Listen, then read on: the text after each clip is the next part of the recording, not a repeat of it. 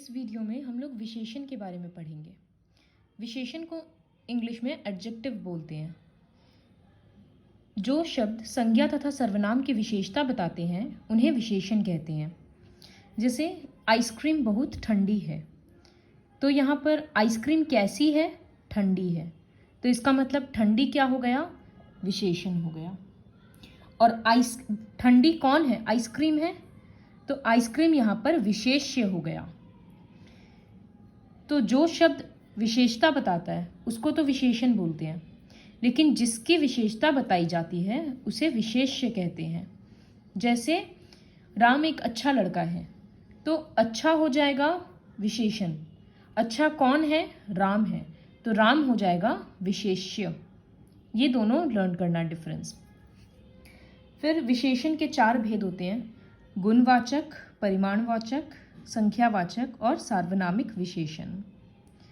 गुणवाचक विशेषण मतलब qualitative adjective. जो विशेषण तथा विशेषण शब्द संज्ञा अथवा सर्वनाम के गुण, दोष, रूप, रंग, भाव इन सब के बारे में बताता है, तो वो कैसा है बेसिकली इसके बारे में बताता है, तब गुणवाचक विशेषण होता है।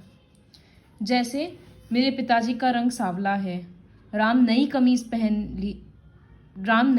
पहन लेना, बूढ़ा आदमी घूम रहा है, आदमी कैसा है? बूढ़ा, कमीज कैसी है? नई, पिताजी का रंग कैसा है? सांवला। तो गुणवाचक विशेषण बहुत तरह के होते हैं, जैसे गुण या दोष के आधार पर, अच्छा, बुरा, सच्चा, झूठा, ये सब। भाव के आधार पर, दयालु, क्रोधी, वीर, मतलब उसका क्वालिटीज कैसा है। रंग कैसा है, आकार कैसा है, लंबा, तिकोना मतलब ट्रायंगल शेप का, गोल आदि।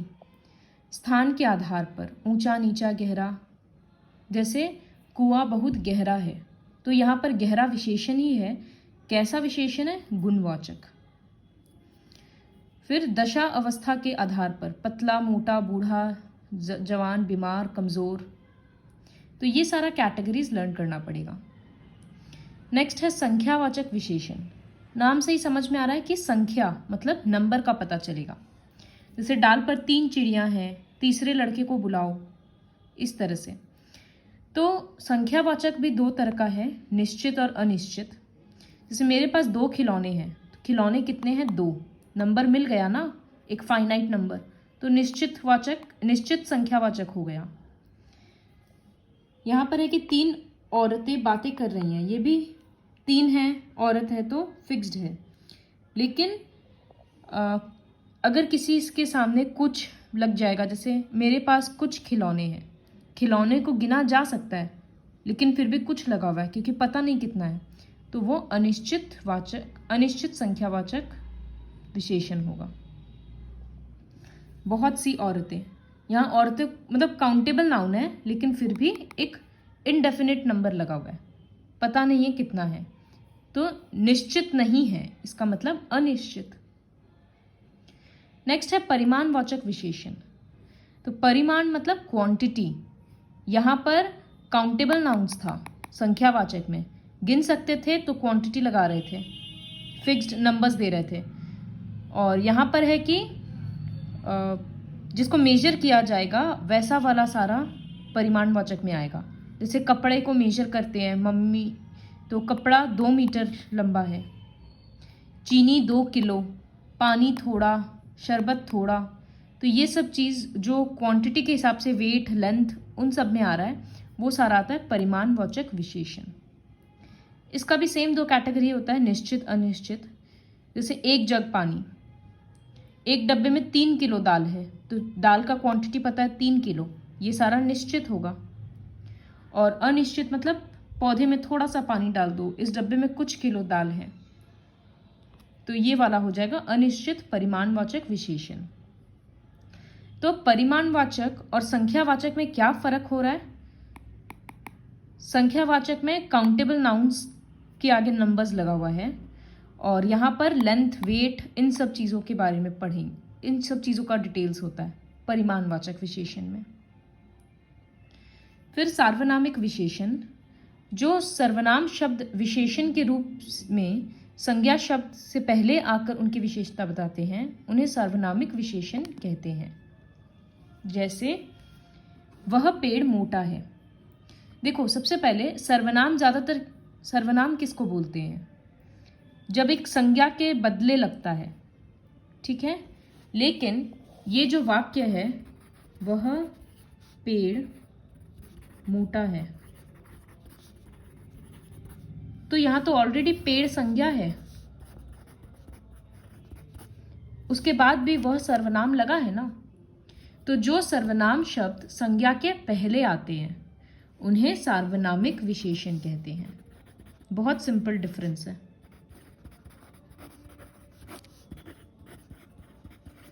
अगर एक सेंटेंस में संज्ञा रहेगा ही नहीं तब वो सर्वनाम बनेगा। जैसे वह पढ़ रहा है, यहां पर सब्जेक्ट क्या है? वह। तो ये सिर्फ सर्वनाम होगा क्योंकि इस पूरे वाक्य में संज्ञा है ही नहीं। पढ़ क्रिया हो गया, पढ़ रहा है। लेकिन अब अगर हम लिख देंगे वह लड़का पढ़ रहा है,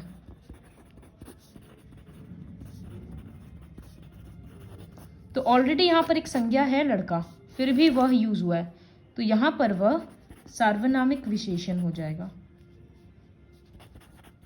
यही दोनों में फर्क होता है। जिससे यहां ऑलरेडी लिखा है, कुछ अंतर को जानो और समझो। संख्यावाचक और परिमाणवाचक क्या है ये हम ऑलरेडी बता दिए। जब गिनती का बोध होता है तो संख्यावाचक है, लेकिन जब क्वांटिटी वगैरह का पता चलता है, परिमाण का बोलते हैं उसको हिंदी में, नाप तोलने वाला, तो परिमाणवाचक है। सार्वनामिक और सर्वनाम के अंतर यही है। प्रविशेषण मतलब जो विशेषण के आगे लगता है। जैसे आज बहुत स्वादिष्ट खाना बना है, तो आज स्वादिष्ट खाना बना है, खाना कैसा है? स्वादिष्ट है। अब ये स्वादिष्ट के बारे में भी और बोल रहा है कि कितना स्वादिष्ट है, बहुत स्वादिष्ट है। जैसे राम बहुत अच्छा लड़का है, तो ये बहुत हो जाएगा प्रविशेषण। जो शब्द विशेषण की विशेषता बताता हो उन्हें प्रविशेषण कहते हैं। विशेषण शब्द संज्ञा से भी हम लोग विशेषण बना सकते हैं, सर्वनाम से भी विशेषण बनता है, क्रिया से भी विशेषण बनता है, और अव्यय शब्दों से भी बनता है। संज्ञा, जैसे भारत संज्ञा शब्द हुआ, उससे विशेषण बन गया भारतीय। सप्ताह, साप्ताहिक, तो साप्ताहिक कब यूज करते हैं? जैसे जो काम वीक में एक बार आए, जैसे यह साप्ताहिक अखबार है, मतलब वीक में एक बार आता है। माह से मासिक, जो मंथ में एक बार हो। वर्ष से वार्षिक, वार्षिक। धर्म, धार्मिक, पहाड़, पहाड़ी, इस तरह से सारे संज्ञा शब्दों का विशेषण बन गया। यहाँ पर सारे सर्वनाम शब्दों का विशेषण बन गया, जो, जैसे, कौन, कैसा, इस तरह से।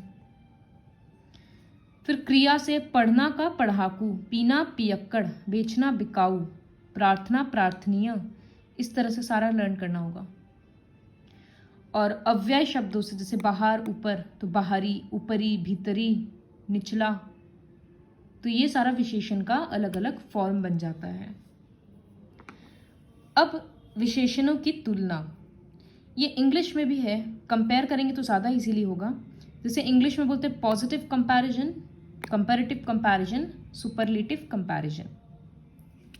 एक हम इंग्लिश का एग्जाम्पल से समझाते हैं, फिर यहाँ पर बेटर समझ आएगा। तो माई हाउस इज बिग।